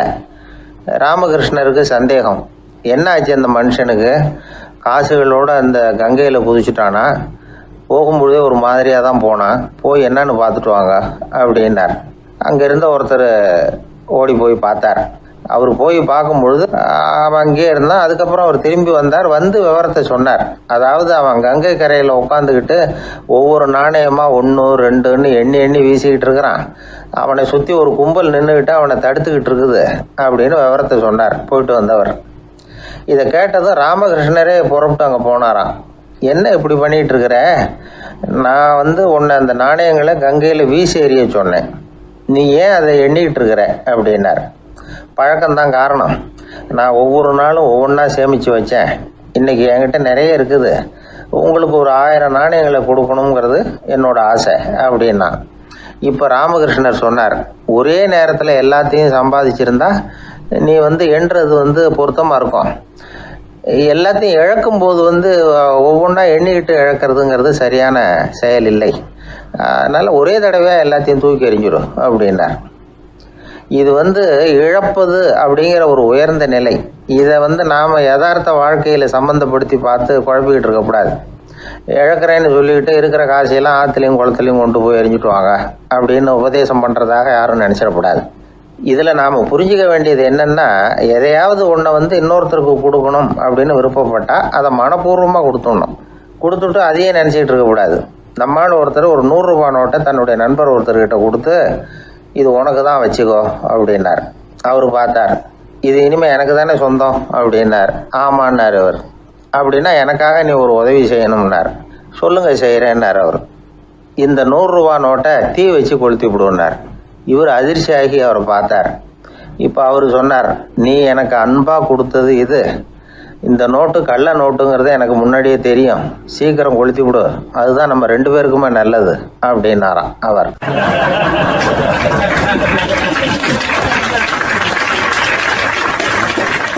ஒருத்தரை பார்த்து உன்னுடைய நண்பர்கள் யார் அப்படின்னு ஒரு கேள்வி கேட்டு பாருங்க. கொஞ்சம் யோசிச்சு பதில் சொல்லுவாங்க. அவங்ககிட்டயே உன்னுடைய எதிரிகள் யார் அப்படின்னு கேளுங்க, கடகடன்னு ஒப்பிச்சிருவாங்க. நம்ம மனசு இருக்க அது எப்படின்னா, நம்ம நண்பர்களை விட எதிரிகளை அது நல்லா ஞாபகத்தில் வச்சுக்கும். இது ஒரு ஆச்சரியமான உண்மை. உங்களால் நண்பர்களை மறந்துட முடியும், ஆனால் எதிரிகளை மறந்துட முடியாது. இது ஒரு வேடிக்கையான நிலைமை தான். அழகான தருணங்களை நாம் ஏன் மறந்துடுறோம்? இது இயற்கை. ஏன்னா நம்ம மனசு மலர்களை கவனிக்கிறது இல்லை, அதில் இருக்கிற முள்ளை தான் கவனிக்குது. தன்னை காயப்படுத்துகிற எதையும் அது உடனே கண்டுகொள்ளுது. ஒரு தெளிந்த சிந்தனையுடைய மனசு மிக அழகாக உள்ள எல்லாத்தையும் கவனிக்கும். அது நன்றியுடன் உணரக்கூடிய எல்லாத்தையும் பார்த்து குறிச்சிக்கும். இப்படிப்பட்டவங்க வாழ்க்கை இயல்பாகவே நல்லா அமையும். அது ரொம்ப அபூர்வம். மனசில் உள்ள ஒரு சிறிய அமைப்பை மாற்றுவதை பொறுத்து தான் இந்த விஷயம் அப்படிங்கிறார் ஓஷோ. ஒரு யூத கோவில் இருந்து தான், அது யூதர்களின் மடமாகவும் இருந்தது. அங்கே ஒரு தலைமை குரு, அவர் ரொம்ப கண்டிப்பானவர். அந்த கோவிலை ஒட்டி ஒரு தோட்டம். ஒரு நாள் காலையில் அந்த தோட்டத்தில் 2 இளம் யூதர்கள் நடந்து போய்கிட்டு இருக்கிறாங்க. காலையில் 1 மணி நேரம், மாலையில் 1 மணி நேரம் அவங்க அந்த தோட்டத்தில் நடக்கிறதுக்கு அனுமதி உண்டு. மற்ற நேரங்களில் அவங்க மத புத்தகங்களை படிக்கணும், பிற விதிமுறைகளை கடைபிடிக்கணும். அந்த 2 பேருமே தொடர்ந்து புகைப்பிடிக்கிற பழக்கம் உள்ளவங்க. ஆனால் கோவில் மடத்தில் இருக்கிறப்போ அவங்க புகைப்பிடிக்க முடியாது, அது கடுமையான குற்றம். சரி, நாம் தோட்டத்தில் இருக்கிறப்போவாவது புகைப்பிடிக்கலாமா அப்படின்னு ஒரு ஆசை அவங்க 2 பேருக்குமே. இருந்தாலும் பயம். இப்படி கேட்டால் மதகுரு என்ன சொல்லுவாரோ அல்லது என்ன செய்வாரோங்கிற பயம். இப்படியே கொஞ்ச நாள் ஆச்சு. ஒரு நாள் அந்த 2 பேரில் ஒருத்தன் ரொம்ப கலங்கி போய் அந்த கோவிலில் இருந்து வெளியில் வந்துக்கிட்டு இருந்தான். வந்தவன் நேராக தோட்டத்து பக்கம் போனான். அங்கே இன்னொருத்தன் ஆனந்தமாக புகை பிடிச்சிக்கிட்டு இருக்கிறான். அதை பார்த்து தான் இவனுக்கு அதிர்ச்சி. அட கடவுளே, என்ன இது, நீ கேட்காமலே ஆரம்பிச்சிட்டியா அப்படின்னா. இல்லை நான் கேட்டுவிட்டு தான் ஆரம்பிச்சிருக்கேன்னா அவன். அப்படியா, என்ன மனுஷன் இவர், நானும் தான் கேட்டேன், என்னை கண்ணாமுன்னான்னு திட்டி விட்டார். இது என்ன கோவிலா இல்லை நரகமா? உனக்கு புகை பிடிக்கணும்னு ஆசையாக இருந்தால் நரகத்துக்கு போகணும்னு சொல்லிவிட்டார். அது சரி, உன்னை மட்டும் எப்படி அனுமதிச்சார் அப்படின்னு கேட்டான் இவன். அவன் சிரிச்சுக்கிட்டே, நீ எப்படி கேட்ட சொல்லு அப்படின்னா. நாம் இந்த தோட்டத்துக்கு வர அனுமதிக்கப்பட்டிருக்கிறதே ஜபத்துக்காகத்தானே, அதனால் நான் ஜபம் சொல்லும் பொழுது புகை பிடிக்கலாமா அப்படின்னு கேட்டேன். அதுக்கு தான் அவர் சத்தம் போட்டு என்னை அடிக்கவே வந்துட்டார் அப்படின்னா இவன். நீ ஒரு மாதிரியாக கேட்டிருக்க, நான் வேறு மாதிரியாக கேட்டிருக்கிறேன். ஜெபம் சொல்லும்போது புகை பிடிக்கலாமான்னு நீ கேட்டிருக்க. ஐயா, புகை பிடிக்கும் பொழுது ஜெபிக்கலாமா அப்படின்னு நான் கேட்டேன். அதில் தப்பு ஒன்றும் இல்லை அப்படின்னு பதில் சொல்லிட்டார் அப்படின்னா. ஒரு சிறிய மாற்றம்தான் அது மிகப்பெரிய மாறுதலை ஏற்படுத்தி விட்டது. மனசு நல்ல விதமாக சிந்திக்க ஆரம்பிச்சுட்டுதுன்னா மகிழ்ச்சிக்கு பஞ்சம் இல்லை. ஒரு கஞ்சன் ஆற்றுல விழுந்துட்டான், வெள்ளத்தில் தத்தளிச்சுக்கிட்டு இருக்கிறான். கரையில் நின்ன ஒருத்தர், உன் கையை கொண்டா இப்படி பிடிச்சி இழுத்து கரையில் சேர்த்து விட்றேன்னார். எதையும் கொடுத்து பழக்கம் இல்லாத அவன் கையையும் கொடுக்க மாட்டேன்னுட்டான். இவர் பார்த்தார், உன் கையை கொடுன்னு சொல்கிறதுக்கு பதிலாக நான் என் கையை கொடுக்குறேன் பிடிச்சிக்கோ அப்படின்னார். அவன் கப்புன்னு பிடிச்சிக்கிட்டான், இழுத்து கரையில் போட்டார்.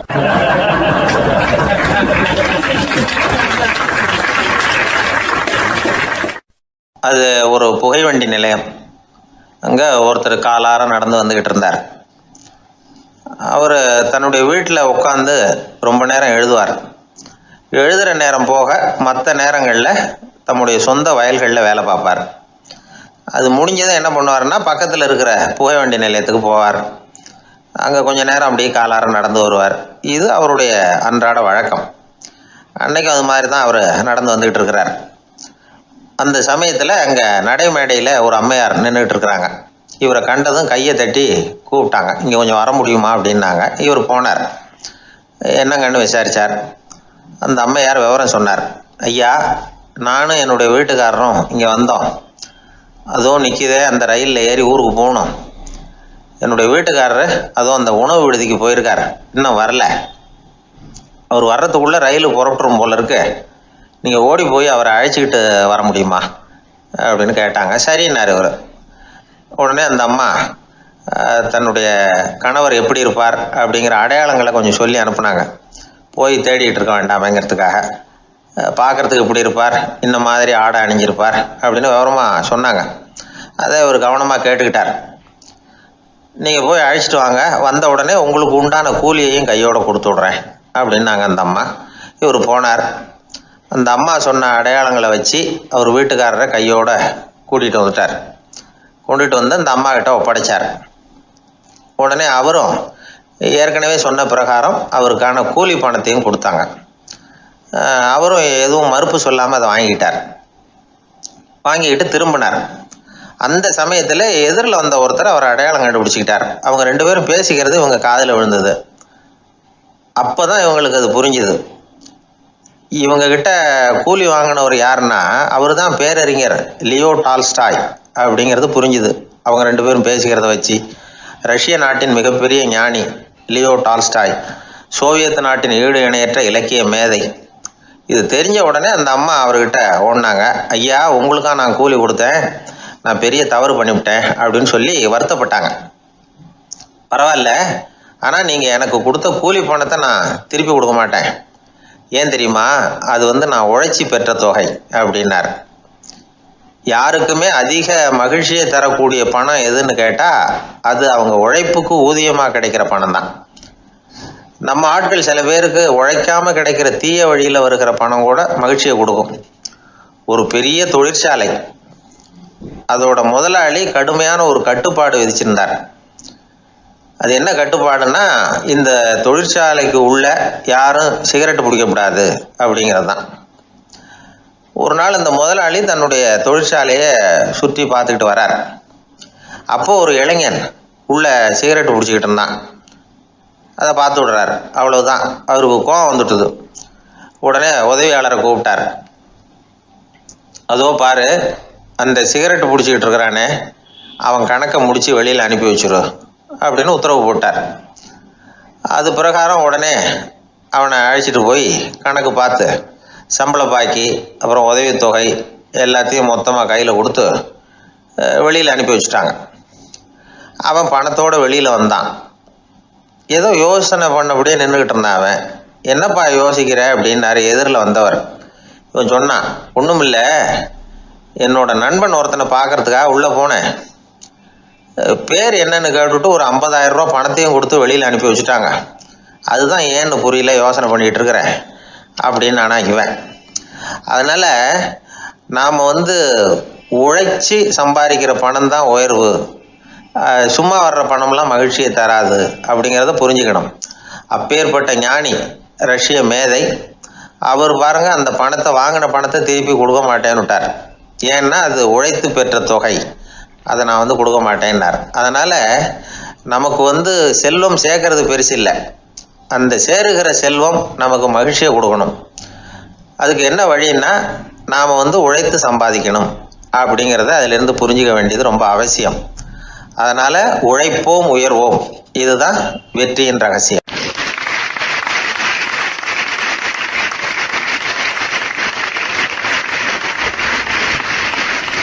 வாய் விட்டு சிரிச்சா நோய் விட்டு போகும் அப்படின்னு சொல்றது உண்டு.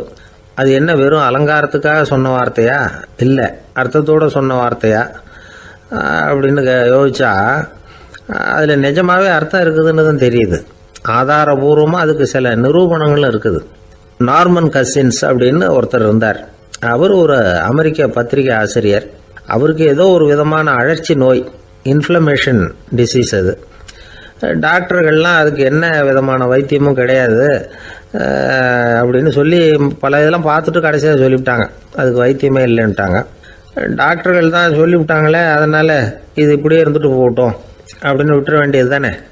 ஆனால் அவர் அப்படி நினைக்கல. உடனே அவர் என்ன பண்ணார்னா, ஆஸ்பத்திரி ரூமை காலி பண்ணார். ஹோட்டலில் போய் ஒரு ரூம் எடுத்துக்கிட்டார். அங்கே போனார். தினமும் அவருக்கு பிடிச்ச தமாஷான படங்களை எல்லாம் டிவியில் போட்டு பார்த்துக்கிட்டு இருந்தார். சிரிப்பு வரக்கூடிய புத்தகங்களை எல்லாம் படித்தார். கொஞ்ச நாள் ஆச்சு, அவருக்கு இருந்த தொந்தரவு குணமாக ஆரம்பிச்சிட்டுது. இதை கேள்விப்பட்ட உடனே பழைய டாக்டர்கள்லாம் ஓடி வந்தாங்க. ஓடி வந்து பார்க்குறாங்க, அவர் உடம்பை சோதனை பண்ணி பார்க்குறாங்க. பார்த்தா அவர் உடம்பு குணமாகறதுக்கு உதவியாக இருந்தது சிரிப்பு தான் அப்படிங்கிறத விஞ்ஞானபூர்வமாக அவங்க ஒத்துக்கிட்டாங்களாம். இருந்தாலும் சிரிப்பு வந்து எந்த முறையில் எந்த விதத்தில் உதவி பண்ணுது அப்படிங்கிறத இன்னமும் சரியாக புரிஞ்சிக்க முடியல. ஆனாலும் ஒரு சில விஷயங்கள் மட்டும் புரியுது. அது என்னன்னா, சிரிப்பு வந்து சுவாசத்தை மேம்படுத்துது, ரத்த அழுத்தத்தை குறைக்குது, உடம்பு குணமாகறதுக்கே உரிய சில ஹார்மோன்கள் அதிகமாக உருவாகி வர்றதுக்கு வழி செய்யுது. இந்த அளவுக்கு தான் சிரிப்போட செயல்பாட்டை நாம் புரிஞ்சிக்க முடியுது. இருந்தாலும் இதை பற்றி கண்டுபிடிக்க வேண்டியது இன்னமும் ஏராளமாக இருக்குது. அதெல்லாம் விவரமாக கண்டுபிடிக்கிற வரைக்கும் நாம் காத்துக்கிட்டு இருக்க வேண்டியதில்லை. இப்போவே தாராளமாக சிரிக்கலாம். அதில் என்னத்துக்கு சிக்கணும், காசா பணமா? சிரிப்புன்னா ஹாஹான்னு சத்தம் போட்டு சிரிச்சாதான் உடம்புக்கு நல்லதுன்னு இல்லை. லேசான புன்னகை கூட உடம்புக்கு நல்லது செய்யுமா. லேசாக புன்னகை பூத்தா அந்த சமயத்தில் நாம் எப்படி ஆகுது, நம்ம உடம்பு பூரா அமைதி அடையுதான். இதையும் ஆதாரபூர்வமாக கண்டுபிடிச்சி தான் சொல்கிறாங்க. எப்போவாவது மனசு சங்கடமாக இருக்கிறப்போ கொஞ்சம் முயற்சி பண்ணி முகத்தில் புன்னகையை கொண்டுகிட்டு வந்து பாருங்கள். அதோட சுகம் வந்து உங்களுக்கு அனுபவித்து பார்த்தா தான் தெரியும். கண்ணும் உதடும் மலரும் பொழுது இருக்கிற ஆனந்தமே ஆனந்தம் அப்படிங்கிறாங்க அனுபவித்து பார்த்தவங்க. வாழ்க்கையில் நாம் தமாஷா இருக்கணும்னா அதுக்கு சில வழிகளையும் அவங்க சொல்லி வச்சுருக்கிறாங்க. முதல்ல நீங்கள் உற்சாகமாக இருக்கிறவங்க கூடவே அதிகமாக பழகணும், அவங்க கூடவே அதிக நேரம் இருக்கிறது மாதிரி பார்த்துக்கணும். அழுது வடிகிறவங்ககிட்டயே இருக்கக்கூடாது, அவங்கள அவாய்டு பண்ணுங்க, அவங்கள விட்டு விலகி வந்துடுங்க. உங்கள் முன்னாடி இருக்கிறவர் எப்பவும் மூஞ்சியை தொங்க போட்டுக்கிட்டே இருக்கிறவராக இருந்தால் கொஞ்ச நாளில் உங்கள் முகமும் அப்படியே ஆகிடுமா, ஜாக்கிரதையாக இருக்கணுமா. ரெண்டாவது, எடுத்ததுக்கெல்லாம் சீரியஸ் ஆகிடக்கூடாது, எதையும் நிதானமாக வந்து யோசிக்கணும். அடுத்தவங்க நம்மளை மதிக்கணுங்கிறதுக்காக நாம் பகட்டாக நடந்துக்கிறதுக்கு ஆசைப்படக்கூடாது. உங்களுக்கு பிடிச்ச தமாஷான வீடியோ படங்கள், புத்தகங்கள் இதையெல்லாம் லிஸ்ட்டு போட்டுக்கிட்டு முடிஞ்ச அளவுக்கு வாங்கி சேர்த்து வீட்டுக்குள்ளேயே ஒரு லைப்ரரி உண்டாக்கிக்கலாம். ஒரு பெரிய பிஸ்னஸ்மேன், ரொம்ப வெற்றிகரமாக பிஸ்னஸ் பண்ணுறவராம். அவர் எப்படின்னா அடிக்கடி ரயிலில் பிரயாணம் பண்ணுறப்போ நியூஸ் பேப்பரை வச்சுக்கிட்டு ரொம்ப சுவாரஸ்யமாக படிச்சுக்கிட்டே போகிறான். நியூஸ் பேப்பரில் அப்படின்னு சுவாரஸ்யமான விஷயம் அப்படின்னு எட்டி பார்த்தா அதுக்குள்ளே ஒரு காமிக் புஸ்தகத்தை வச்சுக்கிட்டு படிச்சுக்கிட்டு இருப்பாராம். என்னங்க அப்படின்னு கேட்டால், என் மனசு லேசாக இருக்கிறதுக்கு இது ரொம்ப உதவியாக இருக்குது அப்படின்பாரான். அது ஒரு பக்கம் இருக்கட்டும். சிரிப்புன்னா எல்லா விதமான தமாஷும் உடம்புக்கு நல்லதுன்னு நினச்சிடக்கூடாதான். ஜேம்ஸ் கரோல் அப்படிங்கிற அமெரிக்க உளவியல் நிபுணர் என்ன சொல்கிறார் தெரியுமா? அடுத்தவங்களை குறை சொல்கிறது, கேலி பண்ணுறது, நையாண்டி பண்ணுறது, இது மாதிரியான நகைச்சுவையெல்லாம் நல்லது செய்கிறது இல்லைங்கிறார் அவர். அடுத்தவங்களை தொந்தரவு பண்ணாத ஜோக்குகள் தான் எப்பவும் நல்லது. யாராவது ஜோக்கு சொன்னால் தாராளமாக சிரிக்கணும். ஒருத்தர் வந்தார், இன்னொருத்தரை கூட அழைச்சிக்கிட்டு வந்து என்கிட்ட காட்டினார். அவர் தன்னுடைய முகத்தை ரொம்ப சீரியஸாக வச்சுக்கிட்டு இருந்தார். என்னங்க விஷயம் அப்படின்னு விசாரித்தோம். வந்தவர் எங்களை பார்த்து சொன்னார், சார் இவர் கூட ஒரு பெரிய ப்ராப்ளம்னார். என்னன்னு, ஏதாவது ஒரு ஜோக்கு சொன்னால் உடனே சத்தம் போட்டு சிரிக்க ஆரம்பிச்சுடுறார் சார் அப்படின்னார். ஜோக்கை கேட்டுட்டு சிரிக்க ஆரம்பித்தா அது ப்ராப்ளம் இல்லையே அப்படின்னு சொன்னோம். சிரிக்க ஆரம்பிக்கிறது ப்ராப்ளம் இல்லை சார், ஆனால் அப்படி ஆரம்பிக்கிற சிரிப்பு அதுக்கப்புறம் நிறுத்தவே மாட்டேங்கிறார். நாள் கணக்கில் அது பாட்டுக்கு போயிட்டுருக்கு, அதுதான் ப்ராப்ளம் அப்படின்னார் அவர்.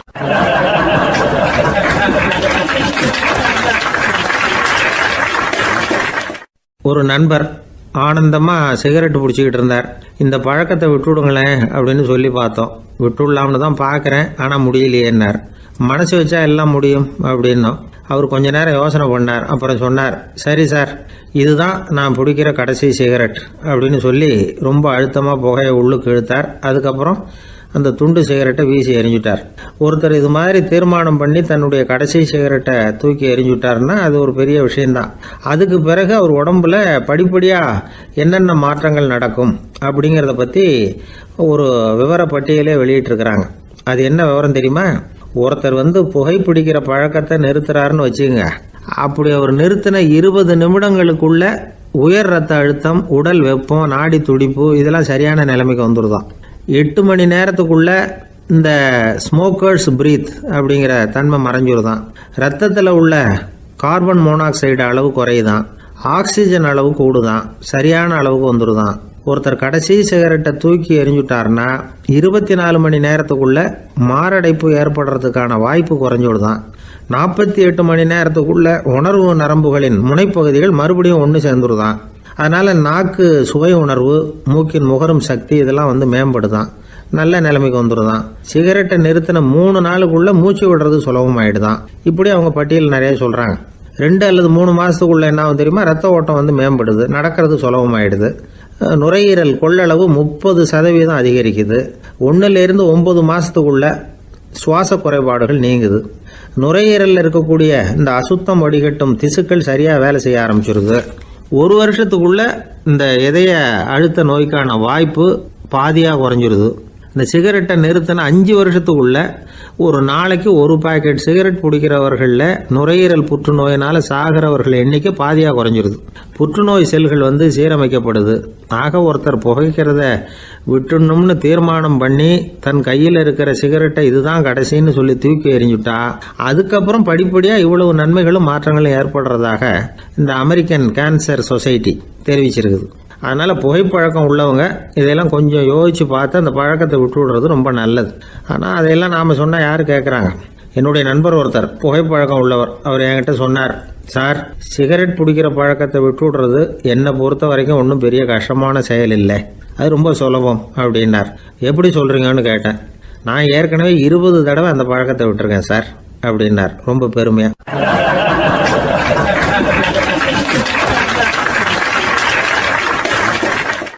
இதில் ஒரு பெரிய நீதிபதி இருந்தார். சென்னையில் உண்மையாக நடந்தது. சென்னையில் ரொம்ப காலத்துக்கு முன்னாடி காந்தி இருந்த காலத்தில் சென்னையில் ஒரு நீதிபதி, அவர் ஒரு நாள் கோர்ட்லாம் விட்டு ரொம்ப கஷ்டப்பட்டு ராத்திரி சும்மா போய் உடனே வீட்டுக்கு வரல. கோர்ட்டினுடைய நடவடிக்கை முடிஞ்சு வீட்டுக்கு வராமல் போய் எங்கெங்கேயோ போய் சுற்றிவிட்டு அந்த நண்பர்களோடு அப்படி உல்லாசமாக அப்படி கொண்டாடிவிட்டு ராத்திரிக்கு வந்திருக்கிறாரு வீட்டுக்கு 1 மணிக்கு. அப்போ அந்த வயசான அம்மா வாசல்லையே காத்துக்கிட்டு இருக்கு. உள்ளே போச்சு நீதிபதி, இன்னும் சேரலேன்னு வாசல்லே நின்றுட்டு இருந்ததான். அப்போ அது வந்த உடனே பலார்னு அரைஞ்சு விட்டாங்களாம் அந்த அம்மா. ஏன்டா அவ்வளோ தூரம் எங்கே போனேன்? என்னதான் நீதிபதியாக இருந்தாலும் அவங்களுக்கு உள்ள தானே. பலார்னு அரைஞ்சு விட்டாங்க. உடனே அவர் கலங்கி போய் அழுதாராம். மறுநாள் கேட்டிருக்காங்க அந்த பக்கத்தில் இருந்தவங்க, ஏன் நீ பெரிய நீதிபதி, பெரிய பதவியில் இருக்க, அதனால் உன்னை உங்கள் அம்மா அடிச்சிட்டாங்கன்னு அழுதியா அப்படின்னு கேட்டாங்களாம். அப்போ அவர் சொன்னாராம் நீதிபதி, இல்லை, நான் இது மாதிரி எங்கள் அம்மா கிட்ட அடிக்கடி அடி வாங்குவேன். எப்போதும் அவங்க அடிக்கிற அடி பலமாக விழும். இப்போ அவங்க அடித்தது எனக்கு வலிக்கவே இல்லை. அந்த அளவுக்கு அவங்களுக்கு வயசாகிட்டுதே, பலம் குறைஞ்சிட்டுதேன்னு நினச்சி அழுதேன் அப்படின்னுக்காரான். அதுதான் புள்ள அம்மா பேரில் உள்ள பாசங்கிறது. இதே போல் நான் சொன்னது மாதிரி முன்னாடி இவர் ஒரு இறைநேச செல்வர் ஒருத்தர் இருந்தார். ஒரு அம்மா எனக்கு அப்பா தண்ணி கொடுப்பா அப்படின்ட்டு படுக்கையில் இருந்த அம்மா. இவர் ஏதோ படிச்சுக்கிட்டு இருந்தவர், ஒரு சின்ன இளைஞர். உடனே ஓடி போய் ஒரு குவளையில் தண்ணி எடுத்துகிட்டு போய் அம்மாவுக்கு முன்னாடி நிற்கிறார். முன்ன அந்த அம்மா அதுக்குள்ளே தூங்கி போச்சு. இவர் அந்த தண்ணியை வச்சுக்கிட்டு அவர் பாட்டு நிற்கிறார். விடிஞ்சு போச்சு. விடிகிற சமயத்தில் அந்த அம்மா முடிச்சு பார்க்குது, பையன் தண்ணியோட கையில் வச்சுட்டு நிற்கிறார். ஏம்மா, என்னப்பா நீ ராத்திரி பூரா தண்ணியோடு நின்றுட்டு இருக்கிறியா எனக்கா அப்படின்னு. அப்பா அவர் சொன்னாராம், ஆமாம்மா, ராத்திரி தண்ணி தாகமாக இருக்குன்னு கேட்டீங்க, உடனே தண்ணி கொண்டு வந்துட்டேன். ஓடி வந்து பார்க்கும்பொழுது நீங்கள் தூங்கிக்கிட்டு இருந்தீங்க. தூங்கிட்டு இருக்கும்பொழுது உங்களை எழுப்ப வேண்டாம், தூக்கத்தை கெடுக்க வேண்டாம்னு நான் நினச்சேன், அதனால் எழுப்பலை. தூக்கம் முழிக்கிற சமயத்தில் உடனே தாகமாக இருக்கும், தண்ணி குடிக்கணும்னு ஆசைப்படுவீங்க, அதனால் தண்ணியை பக்கத்துலேயே வச்சுட்டு நிற்கிறேன் அப்படின்னு அந்த இளைஞர் சொன்னாராம். அப்படியே கட்டி பிடிச்சிட்டு நீ பிற்காலத்தில் பெரிய அறிஞராக வருவேன்னு சொல்லி அந்த அம்மா வரணும்னு சொல்லி இறைவனை வேண்டாங்களாம். அவர் தான் இஸ்லாமிய மார்க்கத்தில், தீன் மார்க்கத்தில் பெரிய ஆளானது. அதாவது ஷர்புதீன் யாஹ்யான்னு ஒருத்தர், ஒரு பெரிய இஸ்லாமிய பேரறிஞராக வந்தார். இப்படி அம்மா பேரில் பாசமாக உள்ளவங்களாம் இருந்தாங்க நிறையா. அப்படி அந்த குடும்பத்தில் அந்த பாசம் நேசம் எவ்வளவு இருக்கோ அவ்வளவுக்கு அவர்கள் உயர்வார்கள்ங்கிறது தான் நம்முடைய பெரிய இதெல்லாம் பெரியவங்கள்லாம் சொல்லியிருக்கிறது அதுதான். அதனால தான் அந்த கணவனுடைய பங்கு என்ன, மனைவியினுடைய பங்கு என்ன, பிள்ளைகளுடைய பங்கு என்னங்கிறத பற்றி ரொம்ப விவரமாக சொல்கிறதுக்காக தான் அதை பற்றி நாம் சிந்திக்க வேண்டிய நேரம் இதுங்கிறதுனால தான்.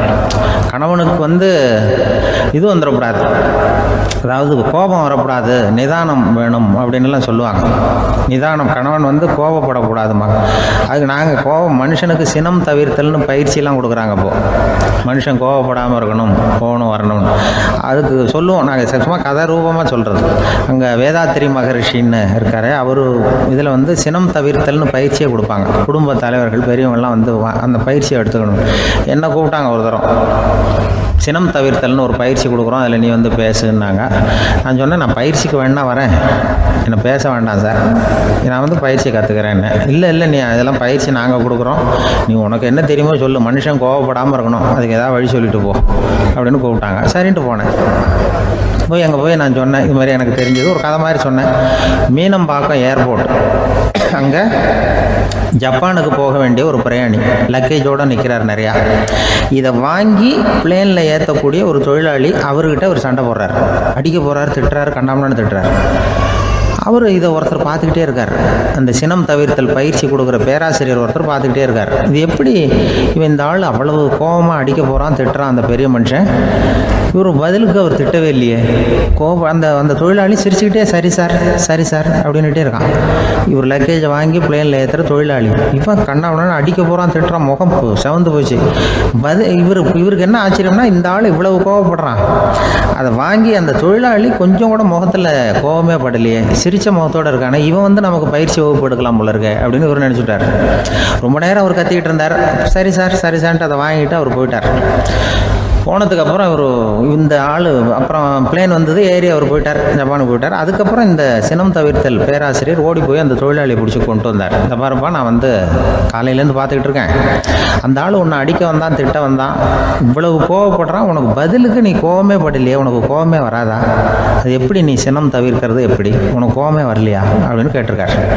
அப்போ அந்த தொழிலாளி சொன்னாராம், அப்படி இல்லை சார், மனுஷன்னு பிறந்தா கோபம் படாமல் இருக்க முடியாது, எல்லாருக்கும் கோபம் வரும், அது அவங்கவுங்க வழியில் டீல் பண்ணுவாங்க, நான் அதை என் வழியில் டீல் பண்ணேன், அவ்வளோதான்.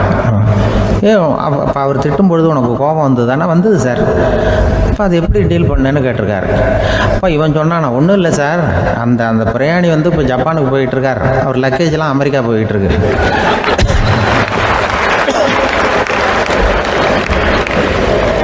இதுக்கு நாம் எதுக்கு சார் அனாவசியமாக அவன்கிட்ட போய் சண்டை போட்டுக்கிட்டேன்? அப்படி மாற்றி ஏற்றி விட்டா அவன் போய் பார்த்துக்கிறான் எங்கேயாவது. அதுதான் நான் சினம் தவிர்க்கிற வழி அப்படின்னு சொன்னாரான். உடனே இதை தான் எனக்கு தெரிஞ்சது கோபம் வராமல் இருக்கிறதுன்னு அங்கே பேசினேன் அந்த கூட்டத்தில். அதுக்கப்புறம் இன்ன வரைக்கும் அவங்க கூப்பிடுறதே இல்லை என்ன. ஏன்னா நாங்கள் முறையாக ஒருத்தன் கோவப்படாமல் இருக்கிறதுக்கு என்ன வழின்னு சொல்லி கொடுத்துக்கிட்டு இருக்கிறோம். நீ எப்படி பண்ணுறியப்பா அப்படின்னு சொல்லி. ஒரு பெரிய கிராமம், அந்த கிராமத்தில் ஒரு பண்ணையார் வீடு, அதுதான் அந்த கிராமத்திலே பெரிய வீடு. ஒரு நாள் ஒரு திருடன் அந்த கிராமத்துக்கு வந்தான், சுற்றி பார்த்தான். அந்த பண்ணையார் வீடு கண்ணில் பட்டுது. இன்னைக்கு ராத்திரி இந்த வீட்டில் தான் நம்ம தொழிலை ஆரம்பிக்கணும் அப்படின்னு சொல்லி அவன் முடிவு பண்ணிக்கிட்டான். ஏன்னா அதுதான் அந்த கிராமத்திலே கொஞ்சம் பெரிய வீடு, அங்கே தான் அவன் எதிர்பார்க்குறது ஏதாவது கிடைக்கும் அப்படிங்கிறது அவனுடைய முடிவு. நடு ராத்திரி அவன் மெதுவாக சோறேறி குதித்து அந்த பெரிய வீட்டுக்குள்ளே புகுந்தான். அங்கே போய் பார்த்தா முக்கியமான இடங்கள்ல எல்லாம் காவலுக்கு ஆள் நின்றுட்டு இருக்கிறாங்க ராத்திரி நேரத்தில். சரி, இந்த வீட்டில் நம்மால் திருட முடியாது அப்படின்னு முடிவு பண்ணிட்டு மெதுவாக வந்த வழியிலேயே திரும்பி வந்தான். அந்த சமயத்தில் காலில் ஏதோ தட்டுப்பட்டுது. என்னது அப்படின்னு சொல்லி குனிஞ்சு பார்த்தா அங்கே ஒரு பெரிய வெங்காய மூட்டை. அடுக்கி வச்சிருக்கிறாங்க. சரி, வந்ததுக்கு வெறுங்கையோடு திரும்ப வேண்டாமே அப்படின்னு சொல்லி கையில் இருந்த ஒரு பெரிய பை நிறைய அதை அள்ளி போட்டுக்கிட்டான். வெங்காயத்தை போட்டுக்கிட்டு புறப்படுற சமயத்தில் கப்புன்னு கழுத்தில் ஒரு கை வந்து விழுந்தது. ஆள் மாட்டிக்கிட்டான். அதாவது காவலாளிகள் அவனை பிடிச்சி வச்சுக்கிட்டாங்க. மறுநாள் காலையில் அந்த திருடனை பண்ணையார் முன்னாடி கொண்டுட்டு போய் நிறுத்தினாங்க. ஐயா, இந்த ஆள் ராத்திரி நம்ம வீட்டில் திருடுறதுக்காக வந்தான், வெங்காயத்தை அள்ளிட்டு புறப்படுறப்போ மாட்டிக்கிட்டான் அப்படின்னாங்க. அவர் பார்த்தார். என்னப்பா இவங்க சொல்கிறது உண்மைதானான்னு கேட்டார். ஆமான்னு ஒத்துக்கிட்டான் அந்த ஆள். பண்ணையார் அதுக்கப்புறம் கொஞ்சம் யோசனை பண்ணார். அப்புறமா தீர்ப்பு வழங்கினார். இதை பாருப்பா, நீ இங்கே திருட வந்தது குற்றம். அதுக்காக நீ 100 ரூபாய் அபராதம் செலுத்தணும், அல்லது 100 கசையடிகள் வாங்கணும். அதுவும் இல்லைன்னா நீயே திருடுன அவ்வளவு வெங்காயத்தையும் பச்சையா என் கண் முன்னாடியே சாப்பிட்டுணும். இதில் எந்த தண்டனையை ஏற்றுக்கிறது அப்படிங்கிறத பற்றி நீயே யோசனை பண்ணி முடிவு எடுத்துக்கலாம் அப்படின்னு சொல்லிவிட்டார். அதாவது இவனே முடிவு பண்ணிக்க வேண்டியது. 100 ரூபா பணம் கட்டுறியா, இல்லது சாட்டை அடி வாங்குறியா, அல்லது வெங்காயத்தை சாப்பிட்றியா, இதுதான் அவர் கொடுத்தது. நீயே முடிவு பண்ணி சொல்லுன்னு விட்டார். திருடன் கொஞ்சம் நேரம் யோசனை பண்ணி பார்த்தான். அவனுக்கு இருக்கிறதுலே ரொம்ப சுலபமாக தெரிஞ்சது இந்த வெங்காயத்தையே சாப்பிட்றேன்ட்டான். ஐயா, நான் இந்த வெங்காயத்தையே சாப்பிட்றேன், அதுதான் எனக்கு கொஞ்சம் சுலபமாக தெரியுதுன்னா சரின்னு விட்டார் பண்ணையார். அப்படியே எல்லாத்தையும் கொண்டு கொட்டினாங்க. ஒவ்வொன்றா எடுத்து சாப்பிட ஆரம்பித்தான். கொஞ்ச நேரம் சுவாரஸ்யமாக சாப்பிட்டான். அதுக்கப்புறம் வாய் எரிய ஆரம்பிச்சுட்டுது. கண்ணு 2 செவந்து போச்சு. கண்ணில் இருந்து தார தாரையாக கண்ணீர் வழிய ஆரம்பிச்சுட்டுது. ஒரே எரிச்சல். அவனால் தாக்கு பிடிக்க முடியல. வெங்காயம் பாதி கூட தீரல. பார்த்தான், சரி இது நமக்கு சரிப்பட்டு வராது அப்படின்னு முடிவு பண்ணிட்டான். ஐயா, என்னை மன்னிச்சுக்கோங்க, இது என்னால் முடியாது போல இருக்கு, பேசாமல் எனக்கு 100 சாட்டை அடியாக கொடுத்துருங்க அப்படின்னா. அவரும் சரின்னார். சாட்டை அடி விழ ஆரம்பிச்சிது. அதுவும் ஆரம்பத்தில் ஒரு மாதிரியாக இருந்தது. ஒரு 60 அடிகள் விழுற வரைக்கும் தாங்கினான். அதுக்கு மேலே அவனால் முடியல, தாக்கு பிடிக்க முடியல. ஐயா, என்னை மன்னிச்சுக்கோங்க அப்படின்னு மறுபடியும் பண்ணையார் காலில் விழுந்தான். ஐயா, இதுவும் எனக்கு சரிப்பட்டு வராது போல இருக்கு, பேசாமல் 100 ரூபா அபராதமே கட்டிவிடுறேன் அப்படின்னா.